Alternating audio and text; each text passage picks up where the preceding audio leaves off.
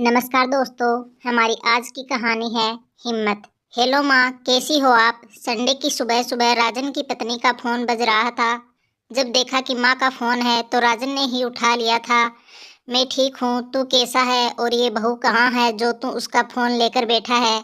एक साथ बहुत सारे सवाल निकले थे संगीता जी की जुबान से। शोभा अभी कमरे में सो रही है माँ। राजन के मुंह से यह बात सुनकर संगीता जी का पारा 7वें आसमान पर चला गया था। 8 बज गए हैं और महारानी अभी तक सो रही है। कुछ शर्म लिहाज है कि नहीं?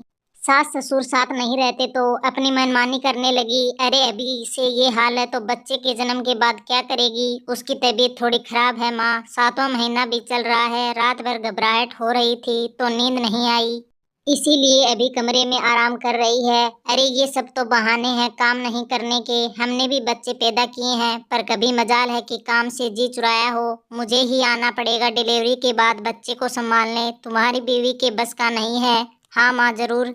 आपके रहने से हमें भी हिम्मत मिलेगी। नियत समय पर शोभा ने एक स्वस्थ बच्चे को जन्म दिया और संगीता जी भी अपना सामान लेकर राजन के पास आ गई अपने पोते को संभालने। उनके आने से शोभा को कितना आराम मिला होगा। आप ऐसा तो नहीं सोच रहे ना? सोचिएगा भी नहीं, क्योंकि यहाँ तो उल्टी गंगा बह रही थी। 15 दिन बाद ही सासू माँ ने शोभा को रसोई संभालने का फरमान जारी कर दिया, जिसकी शुरुआत होती थी संगीता जी की सुबह की चाय से, जो उन्हें ठीक 7 बजे चाहिए होती है।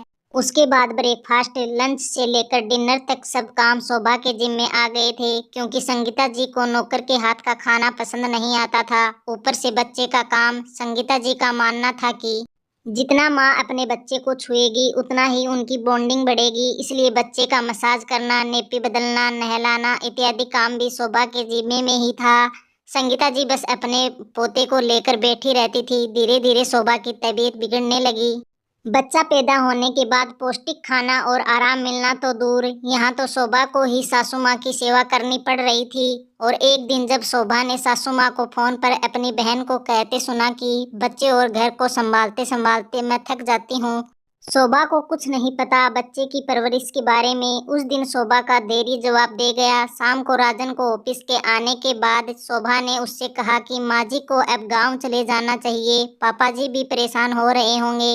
अरे मैं चली जाऊंगी तो तुम्हारे बच्चे को कौन संभालेगा? तुम्हें तो कुछ आता नहीं है, ताना मारते हुए संगीता जी बोली। मेरे बच्चे को मैं संभाल लूंगी माँ जी, आप चिंता न करें। और फिर आपसे सीख भी तो लिया है मैंने बहुत कुछ। बाकी कुछ परेशानी हुई तो आपसे फोन पर पूछ लूंगी। हमारे लिए आप पहले ही बहुत तकलीफ उठा चुकी है, शोभा ने शालीनता से कहा। कल ही मैं आपकी टिकट करवा देता हूँ माँ। बहुत कर ली आपने पोते और बहू की सेवा, अब घर जाकर थोड़ा आराम करें, राजन ने कहा, जो शोभा की बातों से पूरी तरह सहमत था।